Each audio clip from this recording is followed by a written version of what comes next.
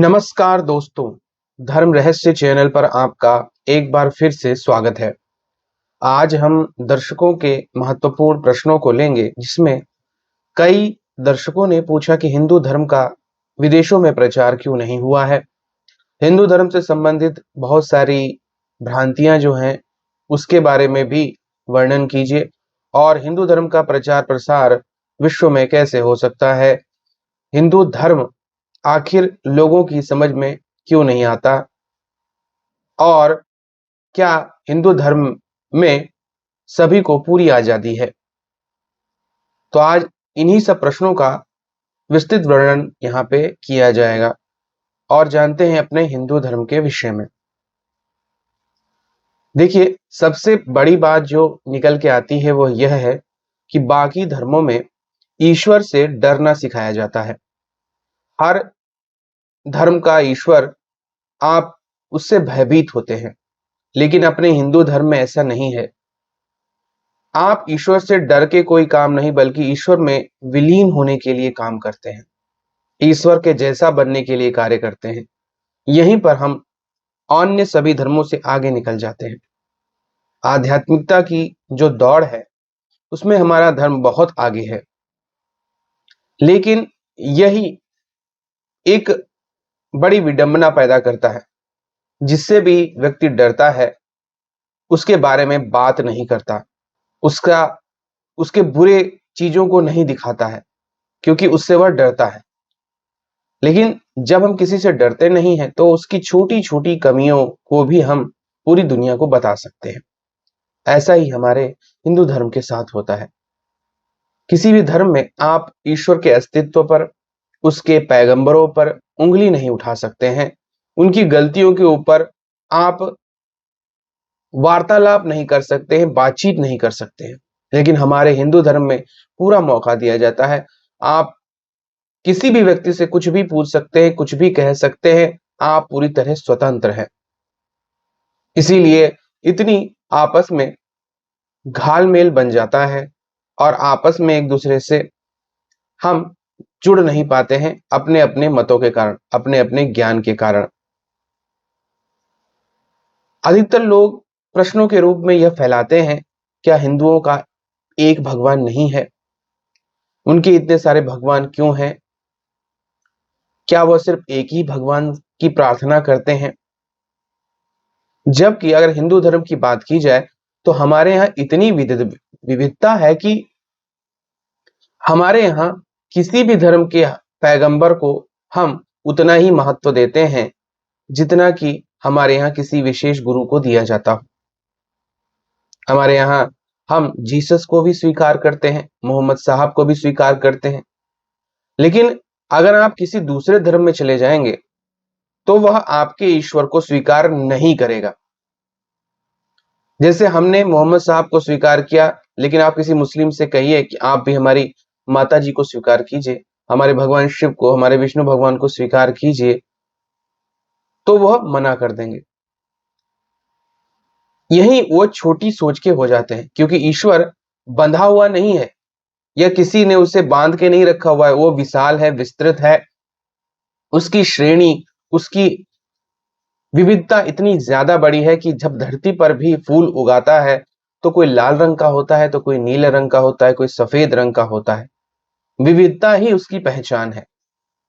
फिर उसे हम किसी एक श्रेणी में एक ही प्रकार से कैसे बांध सकते हैं? लोगों ने अपने पैगंबरों के आधार पर उसे बांध दिया है। हमारे यहाँ बंधन का कोई औचित्य ही नहीं है, और इस बात को दूसरे धर्म वाले नहीं समझ पाते हैं। हमारे यहाँ ईश्वर विस्तृत है। वह, आप चाहें तो उसकी ऊर्जा को एक पत्थर से भी निकाल कर प्रकट कर सकते हैं और संपूर्ण ब्रह्मांड में भी उसकी संपूर्ण ऊर्जा को देख सकते हैं। इसीलिए हमारे यहाँ हर अस्तित्व के अंदर ईश्वर को देखते हैं, जबकि वहां इस प्रकृति से और बाकी चीजों से उसे अलग कर दिया जाता है, जबकि वह अलग बिल्कुल भी नहीं है, क्योंकि वह सब के अंदर उसी की ऊर्जा बह रही है। जैसे उसकी ऊर्जा समाप्त हो जाती है, हर प्राणी, हर जीव, हर वस्तु नष्ट हो जाती है। यह प्रश्न उठता है कि हिंदू धर्म का इतना ज्यादा प्रचार प्रसार क्यों नहीं हुआ? इसके बहुत सारे कारण हैं। पहली बात, हिंदू धर्म में कोई विद्यालय नहीं था जिससे प्रचार प्रसार हो। एजुकेशन सिस्टम जो होता है किसी भी धर्म का, वह उसे आगे बढ़ाता है।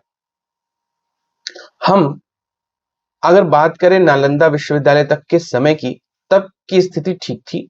उसके बाद हमारे यहाँ कोई विस्तृत रूप से जिस पर सरकार का पूर्ण नियंत्रण हो और सरकार उसे बढ़ावा दे, ऐसा विद्यालय सिस्टम नहीं देखते हैं। अपने अपने हिसाब से लोग छोटे छोटे स्तर पर इन चीजों का प्रयास कर रहे थे, लेकिन वो काफी नहीं था, क्योंकि 700 सालों की गुलामी उस समय हावी थी। दूसरी बात, हिंदू धर्म पर चलने की सख्ती हमारे धर्म में नहीं दी जाती है कि आपको इस चीज को मानना ही है, इस बात को करना ही है, ऐसा नहीं कहा जाता। आप दूसरे धर्म में देखिए कि आप अपने धर्म की किसी भी बात से 1% भी नहीं हट सकते हैं, वरना आपको दंडित किया जाएगा, आपके साथ बुरा किया जा सकता है, आप क्या, यहां तक कि आपको जान से भी मारा जा सकता है। चाहे हम क्रिश्चियनिटी में लेंगे, वहां पर भी पोप के आदेश पर नरसंहार तक होते थे। और हिंद मुस्लिम धर्म में तो आप जानते ही हैं कि कितने बड़े नरसंहार किए गए धर्म के नाम पर। हिंदू धर्म कभी भी प्रचार प्रसार पर ध्यान नहीं दिया, क्योंकि वह जानता था कि वह सबसे ज्यादा विस्तृत है और जिसे भी दर्शन समझ में आएगा वह स्वयं ही दूसरे धर्मों को छोड़ देगा। इसलिए उनके दर्शन को ही रोक दिया गया और कहीं फैलने ही नहीं दिया गया। एक सबसे बड़ी जो हिंदू धर्म के प्रचार को रोकने वाली व्यवस्था है, जिसकी वजह से हिंदू धर्म का प्रचार प्रसार कहीं भी नहीं हो सका, वह थी गुरु शिष्य परंपरा। गुरु अपने ज्ञान को अपने शिष्यों को देता है, वही शिष्य फिर गुरु बनकर अपने शिष्यों को देते हैं, और इस प्रकार एक व्यक्ति का ज्ञान संपूर्ण मानव जाति में फैल जाता है। इस गुरु शिष्य परंपरा को नष्ट कर दिया गया और इसी की वजह से जो ज्ञान है आध्यात्मिक, वह प्रत्येक व्यक्ति तक नहीं पहुंच पाया। इसके अलावा गुरुकुलों का विनाश करवाया गया। अफगानिस्तान और भारत से जो भी क्षेत्र जुड़े हुए हैं, जो हमारी बाउंड्री को दूसरे देशों की ओर लेकर जाने वाले रास्ते हैं, उन सभी जगह बौद्ध धर्म का प्रचार प्रसार हुआ और वहां से जब दूसरे धर्मों के लोग आने लगे तो बौद्ध उनका साथ देने लगे। चाहे अफगानिस्तान का क्षेत्र हो, चाहे हमारा तिब्बत का क्षेत्र हो, चाहे भारत के और पड़ोसी देशों का जो भी समूह है, वहां सब बौद्ध धर्म ने अपने आप को स्थापित कर लिया, क्योंकि वह प्रचारित धर्म था। याद रखिए, यह भी पंथ था, यह भी धर्म नहीं था, क्योंकि बुद्धम शरणम गच्छामि बोला जाता है और बुद्ध जो थे वह भी प्रचारक थे। तो उनके जो नियमावली हैं, हालांकि भगवान बुद्ध को हम भगवान विष्णु का ही अवतार मानते हैं, और उनका जो मूल था वह यही था कि प्रत्यक्षवाद में देखिए, स्वयं ग्रहण कीजिए, स्वयं जानिए सत्य को। लेकिन इसको धर्म बना दिया गया, हीनयान महायान, और इस तरह से इसका विकास अलग अलग तरीके से होता रहा।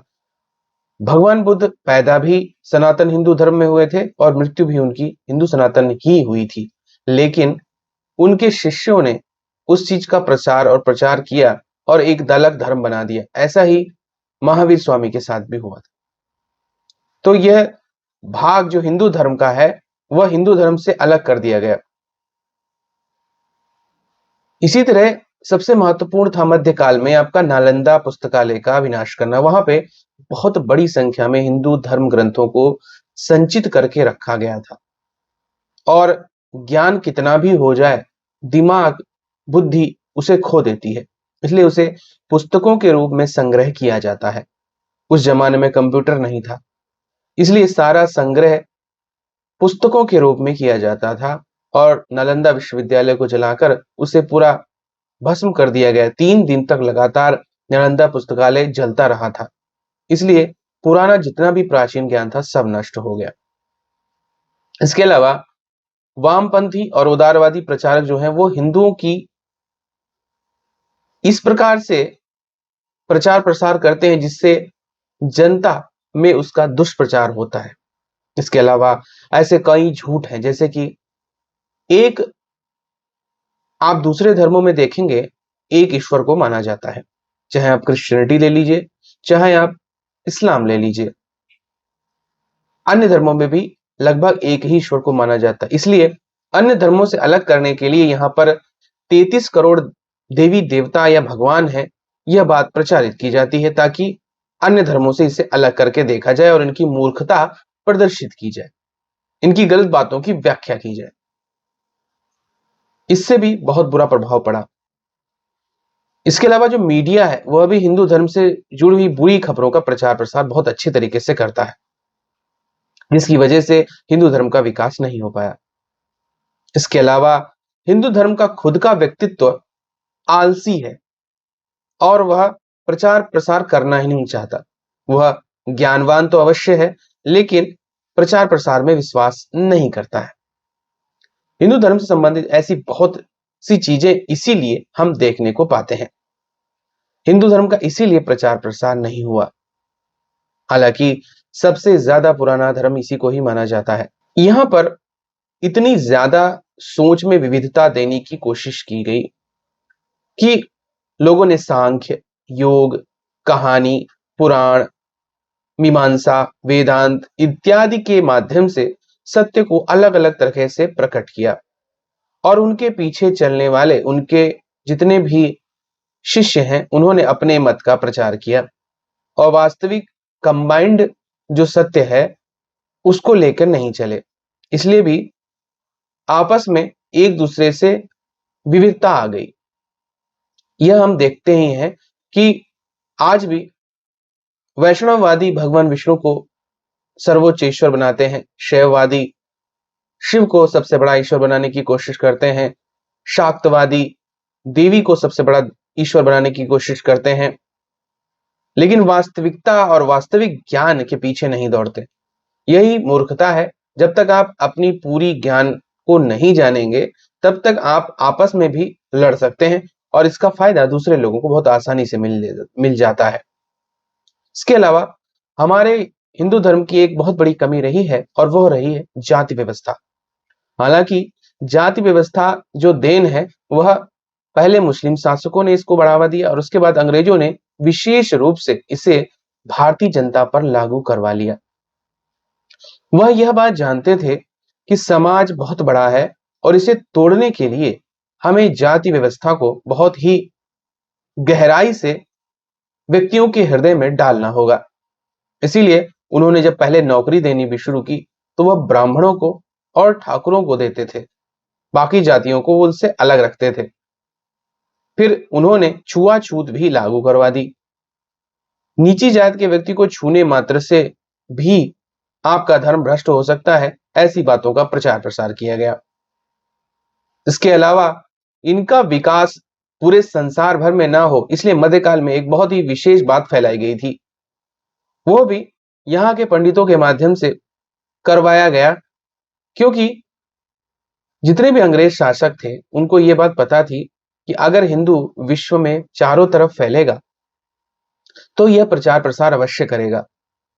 अब क्योंकि अंग्रेजों की संख्या कम थी और हर जगह हिंदू को भेजना उनकी मजबूरी थी, चाहे वो इंडोनेशिया, जकार्ता इत्यादि देशों को हो, अफ्रीका जैसे देशों को हो या फिर यूरोपियन कंट्रीज इत्यादि में भेजा जाता हो, तो वहां पर तो उन्होंने एक नियम लागू कराया और यह नियम था मध्यकाल का। अगर आप इतिहास उठा के देखेंगे कि समुद्र पार जाने वाले हिंदू का धर्म भ्रष्ट हो जाता है, क्योंकि समुद्र में भगवान विष्णु निवास स्थान है। इसलिए जो भी हिंदू समुद्र पार जाएगा उसका धर्म भ्रष्ट हो जाएगा। यह बात बड़े ही चातुर्यपूर्ण तरीके से अंग्रेजों द्वारा यहाँ के पंडितों के माध्यम से, क्योंकि वह उनके गुलाम थे इसलिए उनको यह तो करना ही था, यह बात फैला दी गई। इसलिए जो भी विदेश में चला गया वह हिंदू ही नहीं रह गया, समाज उसे स्वीकार ही नहीं किया। और जब वह हिंदू ही नहीं है तो प्रचार प्रसार क्या करेगा? इसलिए उसे अंततोगत्वा या तो ईसाई बनना पड़ता था, या इस्लाम ग्रहण करना पड़ता था, या फिर अपने धर्म को बचाने के लिए हल किसी को ना प्रचार करते हुए चुपचाप निवास करना होता था।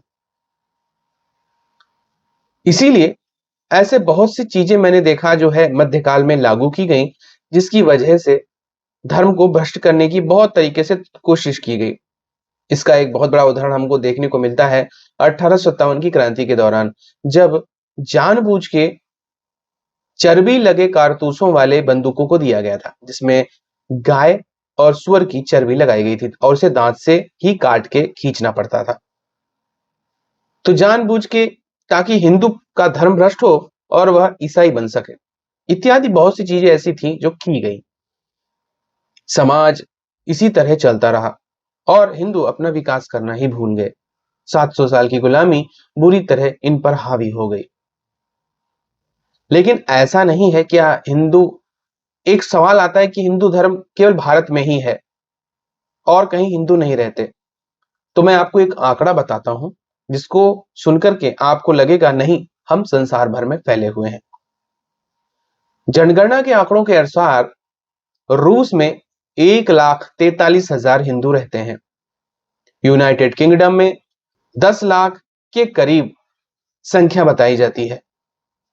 जर्मनी में 1 लाख हिंदू रहते हैं। फ्रांस में 64,000 हिंदू रहते हैं। नीदरलैंड में लगभग 2 लाख हिंदू रहते हैं। इटली में 1,09,000 की संख्या में हिंदू रहते हैं। स्विट्जरलैंड में लगभग 50,000 हिंदू रहते हैं। पुर्तगाल में 7,000 हिंदू रहते हैं।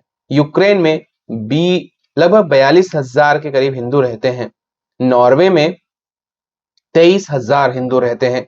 स्वीडन में लगभग 11,000 हिंदू रहते हैं। बेल्जियम में 6,000 हिंदू रहते हैं। ऑस्ट्रिया में 11,000 हिंदू रहते हैं। डेनमार्क में 5,000 हिंदू रहते हैं। यह यूरोपियन कंट्रीज की एक लिस्ट है, जो कि आप इंटरनेट से देख सकते हैं। इससे आप अनुमान लगा सकते हैं कि हम हर जगह फैले हुए हैं, लेकिन अपने प्रचार और प्रसार में कमी होने के कारण इस सत्य से काफी दूर हो गए। और अगर दूसरी जो एक बड़ी समस्या हमारे यहाँ रहती है, जिसकी वजह से बाहर की जगहों पर हिंदू धर्म का प्रचार प्रसार कम हो पाया है, वह है खान पान। हिंदू मांस को खाना पसंद नहीं करते, जबकि आप बाहर अगर दूसरे देशों में आपको रहना पड़ेगा तो वहां पर मांस अनिवार्य चीज होती है। इस वजह से भी प्रचार प्रसार में कमी आ रही है और लोगों को सिखाने में कठिनाई होती है कि क्यों मांसाहार एक बुरी चीज है। हिंदू धर्म तकनीकी रूप से बहुत ही शाश्वत, शक्तिशाली है, लेकिन आप इतना मान के चलिए कि हर जगह समाज में जब तक आप उसका प्रचार प्रसार नहीं करेंगे, तब तक वह चीज आगे भी नहीं बढ़ सकती। अब एक मान के चलिए कि अगर हम एक कॉमन 3 महान धर्म यानी कि हिंदू, इस्लाम और ईसाई में एक आपस में विडंबना देखेंगे और अंतर देखेंगे मूल रूप से, तो मैं एक बताना चाहता हूं कि ईसाई धर्म में एक मसीहा है, एक बाइबल है, लेकिन लैटिन कैथोलिक, सीरियाई कैथोलिक चर्च में प्रवेश नहीं करते हैं। ये दोनों मथर्मा चर्च में प्रवेश नहीं करते हैं। ये तीनों जो हैं पेंटेकोस्ट चर्च में प्रवेश नहीं करते हैं। ये इनके जो अलग अलग पार्ट हैं वो आर्मी चर्च में प्रवेश नहीं करते हैं। सेवेंथ डे एडवेंटिस्ट चर्च में प्रवेश नहीं करता है। ऑर्थोडॉक्स चर्च में प्रवेश नहीं करता है। जेकोबाइट चर्च में प्रवेश नहीं करता है। ईसाई धर्म की 146 जातियों को माना जाता है लगभग। हर कोई कलीसिया के मसीहों के को जो है साझा नहीं करता है, जबकि आपने स्वयं जाना कि एक मसीहा है, एक बाइबिल है और एक यहोवा है। अब मुसलमानों की देखिए, एक अल्लाह है, एक कुरान है, एक नबी है। ये महान एकता का प्रतीक दिखाया जाता है, लेकिन मुसलमानों में शिया और सुन्नी सभी मुस्लिम देशों में एक दूसरे से नफरत करते हैं और दूसरों का मार तक देते हैं। अधिकांश मुस्लिम देशों में धार्मिक दंगे इन्हीं दोनों संप्रदायों के बीच होते हैं। शिया सुन्नी मस्जिद नहीं जाते हैं एक साथ, ये दोनों अहमदिया मस्जिद नहीं जाते हैं। तो ऐसे आपको बहुत सारी चीजें जानने को मिलेंगी जो सिर्फ बनाई गई हैं। आखिर जीत क्यों हो रही? जीत इसलिए हो रही है क्योंकि प्रचार प्रसार सबसे महत्वपूर्ण है। आज की स्थिति में हिंदू धर्म का सही प्रकार से वर्णन करते हुए, उससे संबंधित सारे प्रश्नों का जवाब देते हुए, अगर गुरु अपने शिष्यों को सारा रहस्य समझाए और शिष्य संसार भर में इनका प्रचार प्रसार करें, तो फिर से ही सनातन धर्म पूरे संसार में फैल जाएगा। क्योंकि इसके जैसा आध्यात्मिक ज्ञान, इसके जैसी सहानुभूति, प्रेम, एक दूसरे से मित्रता, एक दूसरे पर विश्वास इत्यादि चीजें कहीं नहीं है।